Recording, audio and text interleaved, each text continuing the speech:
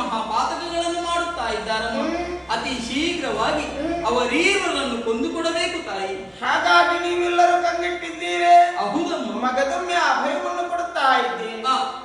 ಅತಿ ಶೀಘ್ರವಾಗಿ ಆ ದೈತ್ಯರೆಲ್ಲರನ್ನ ಕರೆದು ನಿಮ್ಮೆಲ್ಲರನ್ನು ನಾನು ಪ್ರೀತಿಸ್ತೇನೆ. ಸರಿ. ಆ ಚಂದವನ್ನ ಕಣ್ತುಂಬಿಕೊಳ್ಳಬೇಕು ಅಂತಾದ್ರೆ ನಿಮ್ಮದಾದಂತಹ ನಿಜ ರೂಪವನ್ನ ಮರೆಪಡಿಸಿ ಮೃಗ ಪಕ್ಷಿಯ ರೂಪವನ್ನ ಧರಿಸಿಕೊಂಡು ತುಹಿನಾದ್ರಲ್ಲಿ ಇದ್ದುಕೊಂಡು ದೇವಿ ಮಹಾತ್ಮನ ಕಣ್ಣಾರ ಕಾಣಿರಿ. ಜಯ ಜಯ ಜಯ ಜಯ ಜಯ ಪೂಜೆ